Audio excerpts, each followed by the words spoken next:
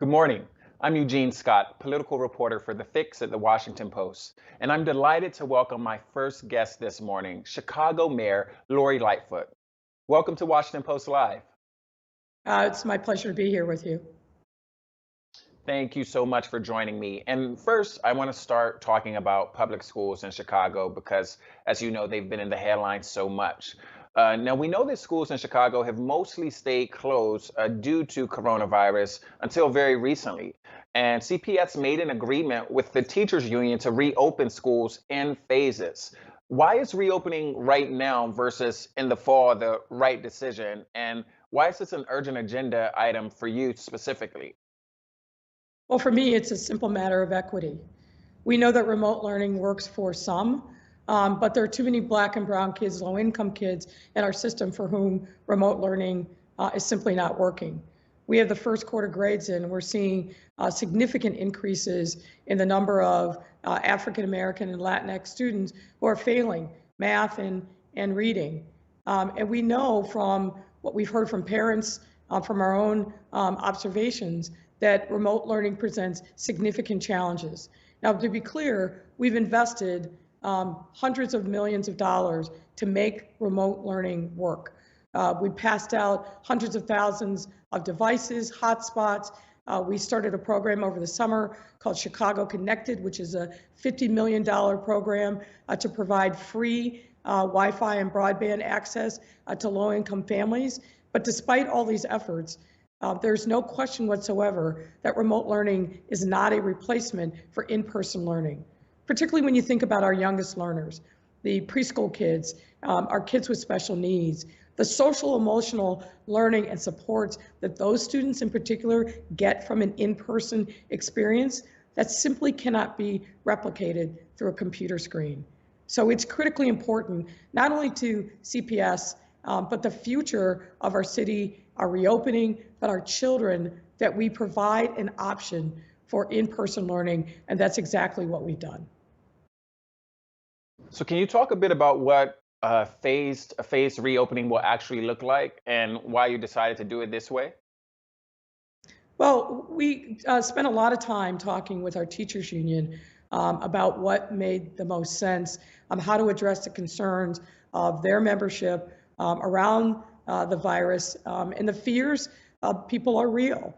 We've been living through literally hell on earth over the last 11 months, exacerbated by the incompetence of the former federal administration, whether it's in COVID-19 response or more recently, we're seeing the bad legacy left by them regarding vaccines and not enough to meet the demand. But the reality is that people are afraid. They're afraid for their own personal health, for the personal health of people that they may be caretakers for, or someone in their household. So making sure that we address those issues and then phase the return of those teachers to in-person learning was a reasonable thing to do, and that's what we agreed to as part of our agreement with the teachers union. Speaking of being afraid, we know that part of the agreement with the union is to provide teachers with vaccinations. Are you requiring the teachers to be vaccinated before they enter the classroom? We are not requiring it, and I don't really think in this phase when we're under emergency use authorization that we can require it. But what we are doing is offering it to a range of teachers, and that started a couple weeks back. We have had tremendous partnership with Walgreens, who stood up pop-up vaccination opportunities for teachers. That continues. And then the Chicago Public Schools itself is setting up 4 CPS-specific vaccination sites that will add to the number of CPS personnel, from teachers to cafeteria workers and so forth, that can get access to the vaccine if they haven't already. And we know the data shows that transmission in schools is relatively low, but people are still pretty concerned. So as you resume in-person classes, what safety precautions are you putting in place around distancing, mask wearing, and ventilation? Well, all of those things and more. Over the course of the summer and the fall, CPS spent over $100 million to make improvements and mitigation efforts in our classrooms. And let me highlight a few of them.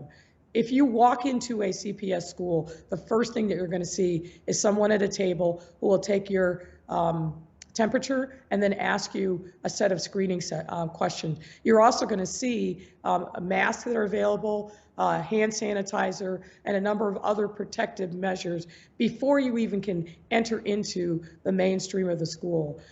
We had a set of independent inspectors go through literally every single classroom and every school and make specific ventilation recommendations. And any classroom that couldn't be rectified, that classroom is out of commission for this entire school year. In the classrooms themselves, you'll see, particularly if you're in elementary school, little boxes and squares on the floor that simulate the social distancing that we want the students to adhere to.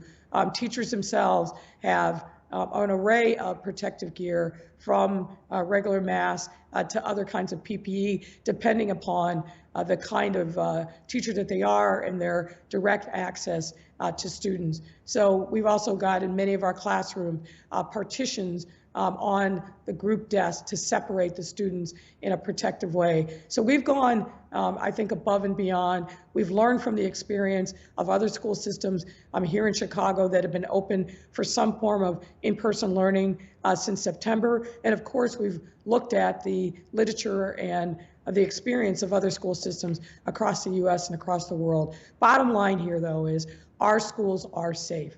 Before we had this latest conflict with the Chicago Teachers Union, we had 3 weeks of proven success with that our mitigation efforts that we put into place over the course of the summer and the fall actually worked.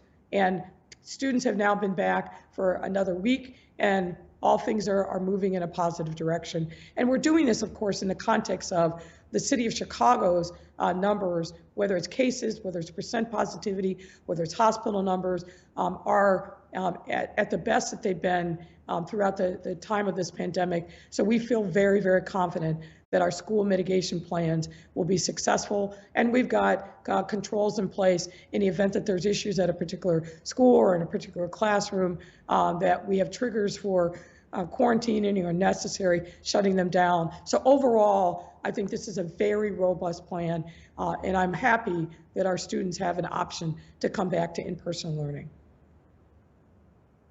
Now, we know that negotiations between the public schools and the teachers union were really difficult and dominated headlines over the past few months. Do you still support an elected school board versus an appointed one by the mayor, like you campaigned on? Well, what I will say is this: I learned a lot through this recent experience with the Chicago Teachers Union, and particularly hearing from parents who believe that their voices were locked out. And I've said this from day one: whatever the form of governance is that we move to, parents have to have a seat at the table of governance. And the proposals that I've seen so far fail spectacularly in that basic gating measure. I can't agree to any kind of change in governance where parents are not front and center, where the views and concerns of their children and students aren't taken into consideration. And obviously, the fact that I was personally involved made a big difference in getting this matter resolved. So there's a lot of nuances to how we move to governance, and I welcome a more public discussion about this. But first and foremost, as I said, parents have to be part of this process, but we also have to make sure that whatever the form of governance is, that we don't lose sight of our key mission, which is providing a safe and nurturing learning environment for our students. What we've learned over the course of this pandemic is that the challenges of systemic racism and other inequities have become even more glaringly apparent. So when we think about the school system, education truly can be the great equalizer, but we've got to be very intentional about what we do, how we do it, and who we're investing in. And I want to make sure that Black and Latinx students do not fall behind now or in the future. So that's got to also be a critical part of the calculus when we think about a new form of governance for the Board of Education. I want to come back to the falling behind point you made about Black and Latino students, because that's an important point. But before we get there, Can you share what you learned, or specifically, what's the most significant thing you learned from going head to head with the teachers union? Well, I don't think of it as me going head to head with the teachers union. What I think is I was advocating and fighting on behalf of our students and our parents who wanted the option to be able to come back to in-person learning simply because remote learning is not working for a vast array of our student population. So my biggest takeaway is that it's important for me to be active and involved and advocating on behalf of parents and those students to make sure that their voices are heard when we're talking about anything related to public school education. So much of the conversation, both here in Chicago and nationally, about reopening is exclusively about teachers. And obviously, teachers are a critical part of the school ecosystem. But the whole reason that we are all here when we talk about education is for our students. Our children have to be front and center, period. You mentioned earlier concerns about Black and Latino students perhaps not maybe performing as well as they could in a more traditional academic environment. And so, what do you think needs to be done specifically to address issues of learning loss students, very likely experienced? Well, we have a working group that we stood up some weeks ago to address that specific issue. But fundamentally, I think the first step is offering pardon me, offering the in-person learning experience. Then we've got to be talking about what exactly is going on that has exacerbated the achievement gaps that we knew existed but have been become, I think, more prominent going forward. And really what it's about is providing our children, whether they're remote or in person, with a well-rounded array of options and experiences that help fuel their learning. Education isn't just about what happens during a day in the classroom. We know this from our own research and for studies. We've got to provide our young people options in their out of school time as well. And a lot of those opportunities have been significantly pared back or shut down entirely because of COVID.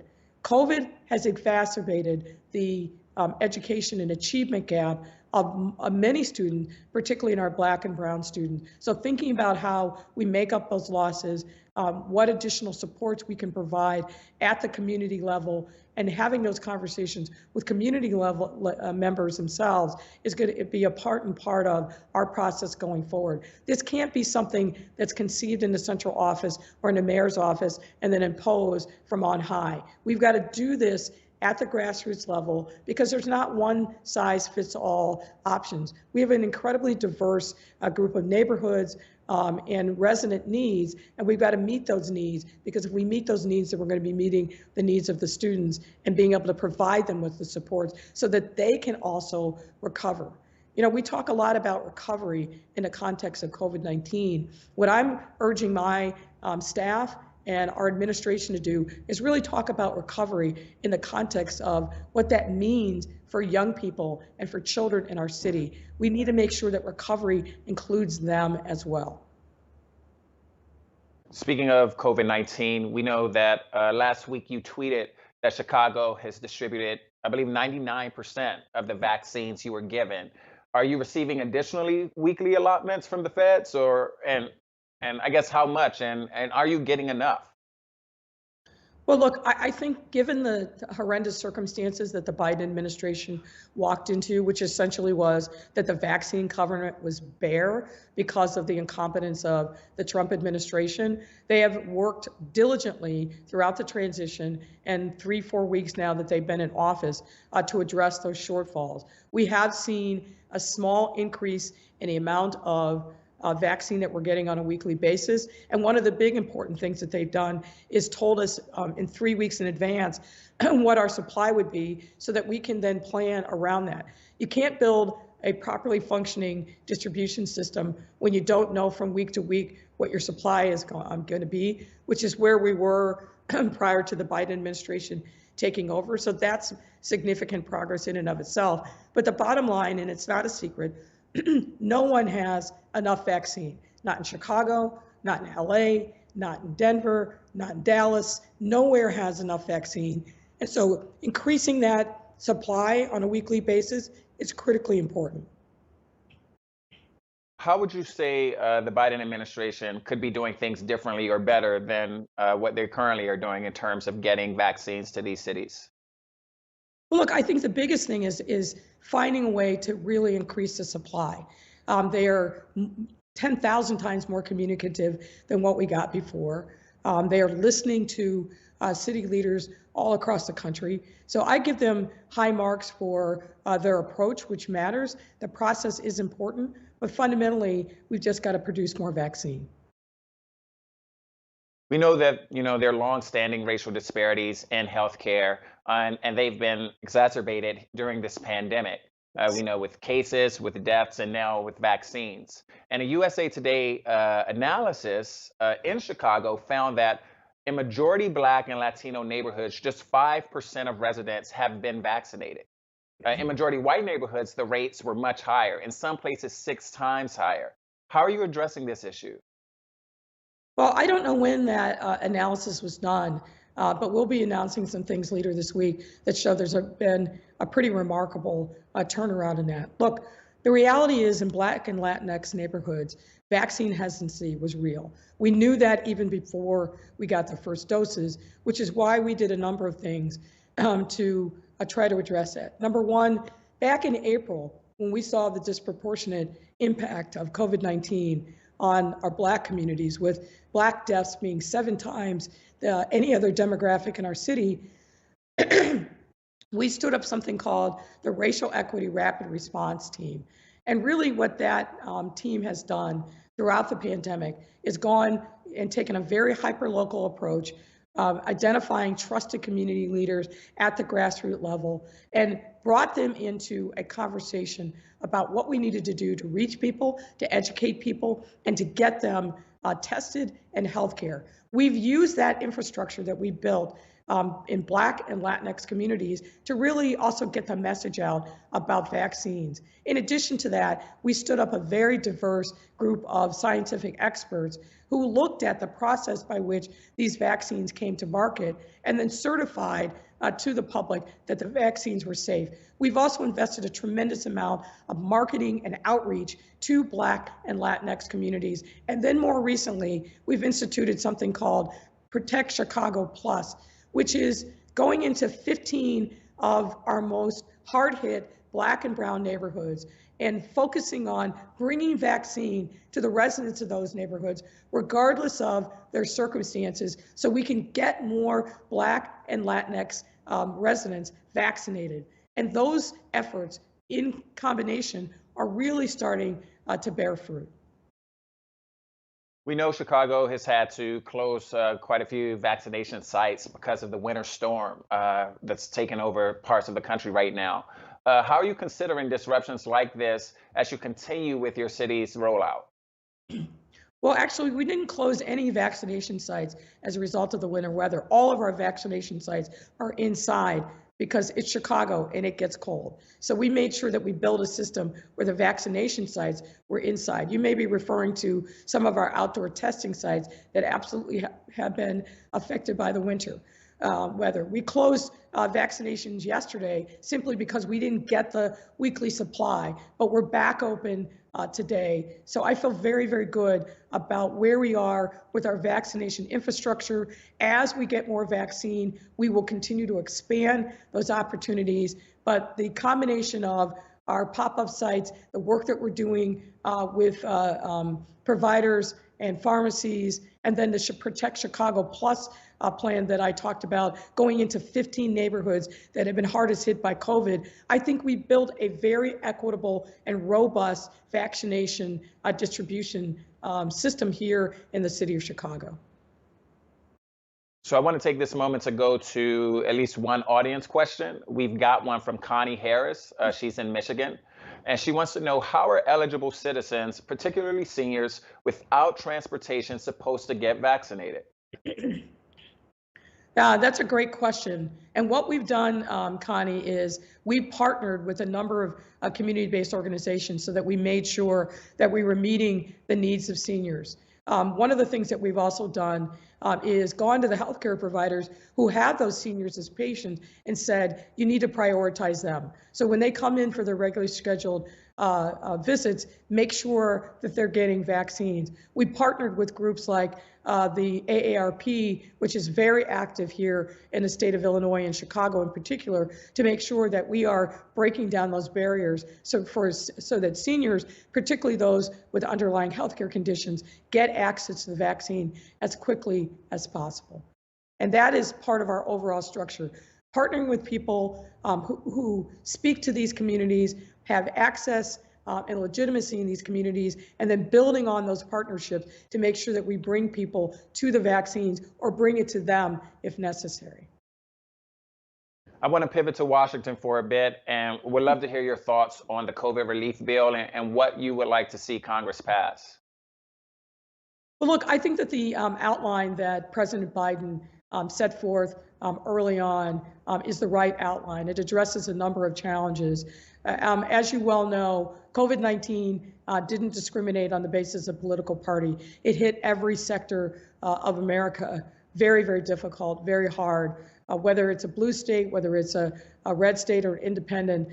So we need a bipartisan solution to this, and I think that the president's plan does just that. Not surprisingly, as a mayor, I'm advocating for direct stimulus to towns and municipalities.